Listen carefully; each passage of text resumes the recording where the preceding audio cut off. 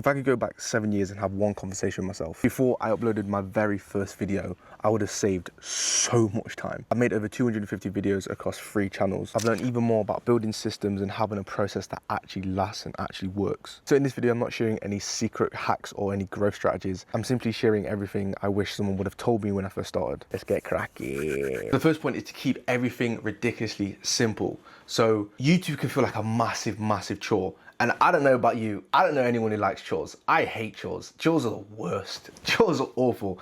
And if it's 10 times harder to make a YouTube video because we feel like we've got all these little different steps involved, then we're just not gonna be consistent. So you see it as like, if you're trying to lose weight or if you're trying to get hench, if you're trying to, lose weight or anything, but the gym is an hour away. Like, big man, it's not gonna work. It's not gonna work.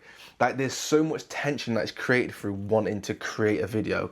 It's just not gonna work. So the biggest thing that worked for me is keeping everything in one place. Everything has a place. The computer's there, so when I want to script a video, it's right next to my bed. Like, my camera is in the corner on the tripod. The lighting is right above it, so it never moves. Like, everything has its place, and anything that creates a little bit of tension is just completely removed. Okay, point number 2 is focusing all your attention on one platform.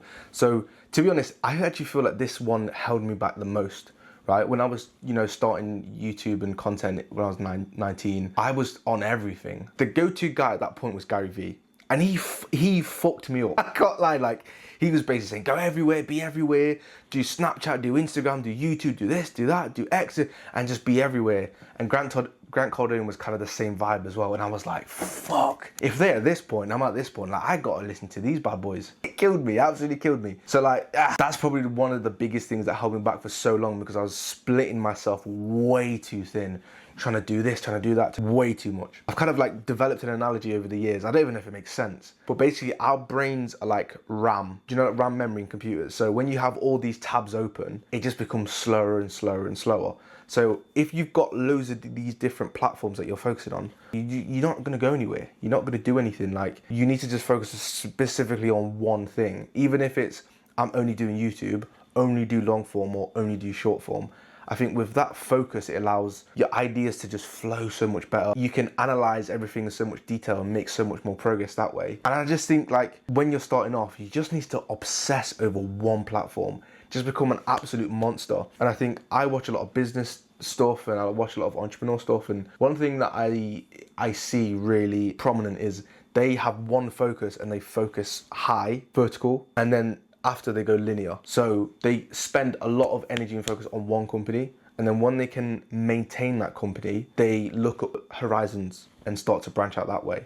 So if you're just starting off, like, literally just specialize in one thing, make that so big that you can maintain it and then you can grow something else. But the time it takes to grow that other thing is a lot shorter, because you've probably got more resources, you've got more experience in like another industry, or you've built the network to help you grow a lot faster. Whereas if you're starting off as 0 and you're trying to grow Twitter, YouTube, Instagram, all at the same time, fucked it. It's not gonna work. It's not gonna work. Okay, so moving on to point 3. So we don't have a lot of interrupted time as adults. We've got full-time jobs, we've got 2 days off. You kind of want to just chill out with the boys or the girls, like, you just want to chill out a little bit, because work can be so hectic. And we don't have these big chunks of like, right, I can sit at the computer and I can script a YouTube video and I can film a YouTube video and I can edit a YouTube video. Like, sometimes that's not always the case, right? And there's this concept from Tiago Forte that I absolutely love. It's like changed the way I think about content and even just produce videos. And it's basically this concept of slow burns. So slow burns is basically when you add tiny little pieces of work to a project to eventually complete the project, basically. So in context of YouTube, so when you're waiting in line for 5 minutes to get your coffee in the morning, that's when you go on a script and you kind of just flesh out some, bullet points and some notes. Or when you're on the bus to work and, you've got 20 minutes and you can maybe even edit a video. You could edit on your phone. It doesn't have to be Final Cut Pro on your laptop or anything. So it's like using these tiny little moments that we have throughout the day to add towards our project, to add towards our videos. And I think that has just been like, it's just like, of course. So instead of having like these massive videos to create over the span of like a week we can slowly add to it every single day. So using the slow burns method helps you create videos periodically over time instead of having these massive work sessions where you have to flesh a whole video. Like, it doesn't have to be this big massive effort. It can be these small little incremental periods we have throughout the day. And I think that is just like changed the game for me. Okay, so moving on. So I've been brought up in life to, you know, always work hard, and it obviously translated into my YouTube channel. So when I was 19 and I first started, I was uploading all the time. I was just making videos. And like, yeah, not much happened. And a way you could look at that situation is if you opened a restaurant and you cooked food that no one ordered. And it's like, bro, why are you doing that? Why are you cooking food that no one's ordering? And it's the same with YouTube. I was making videos that no one wanted to watch. Like, what the fuck is the point, you know? So that's why now I obsess over analytics. Like, I have to figure out, right, what does my audience want to watch? You know, how do they want to watch it? Like, what thumbnails are doing well at the moment? Like, you kind of have to look at the analytics. You don't have to be like obsessive, because it hits towards like perfectionism, but you really do have to pay attention to the analytics. At least you should know what your audience wants to watch. Like, just making videos for the sake of making videos isn't the best idea. And I think using software like Creator Hooks to get, like, you know, find some outliers in different niches, looking at vidIQ to find keywords that people are searching for, using 1 of 10 to find outliers, you know, within or without your niche, like without your niche, within and without. That doesn't make sense. I don't think that makes sense. Outside of your niche, there you go. Yeah, using these softwares allows you to actually see what your audience wants to watch, and you should definitely make what people are searching for, because making videos that no one wants to watch doesn't really make sense. And you're just creating all of this like built up anger and pent, like, why is no one watching my videos? Because no one wants to watch what you're making. Sad truth, you know? Okay, back in the room. So when I first started YouTube, I used to go in this weird mindset where I used to, you know, compare myself to every single creator on the platform. And it was obviously just the worst mindset I could potentially have. Well, I say potentially. And I'm pretty sure this is a normal thing. Like, I was comparing my views to everyone else's. I was comparing my own views to my other videos. And it was just like this. It was just weird. It was just so strange. So I think evolutionarily, we look at numbers on a screen completely different.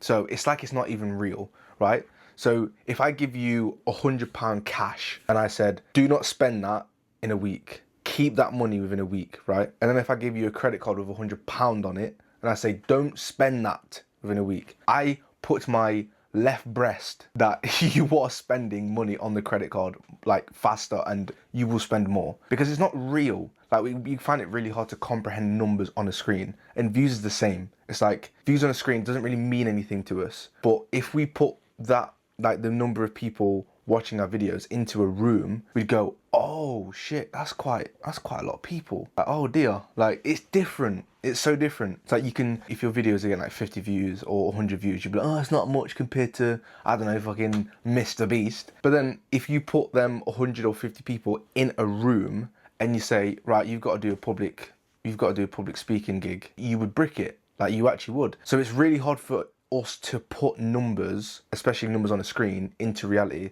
So view your numbers on YouTube, your views, as real people. So that helped massively going forward, and hopefully that helps you as well. Okay, so this point, it's kind of the same but slightly different to a previous point. So one thing that I naturally do anyway, like, my brain is just very much, I'm quite lazy. So if I do something more than 2, 3, 4, 5 times, I want to systemize it. I want to make it easier for my future self. So I started to like consistently create systems on everything. So even down to like editing, for example. So if I was using a video element or a background or a picture or a sound effect or something more than at least 2 or 3 times, I would just put it in this little asset folder. And in this asset folder is just basically a timeline of all of the things I've used and how I've used them. So I put like a little example here. So in my Final Cut Pro, I've got an asset folder, and like it would be like my subscribe button, or it would be my backgrounds, it would be my sound effects, it would be my transitions, it would be everything that I use more than 2 or 3 times systemized. So it's recognizing everything you do multiple times, systemize it to make it 10 times easier. So if you're having to do things over and over again, just create little mini systems that completely remove the friction, making creating videos a lot easier. Okay, so when I first started my channel, I put so much unnecessary pressure on my niche. Like, I started in self-development. I didn't know where I wanted to go. I was just basically throwing spaghetti at the wall and seeing what stuck, right?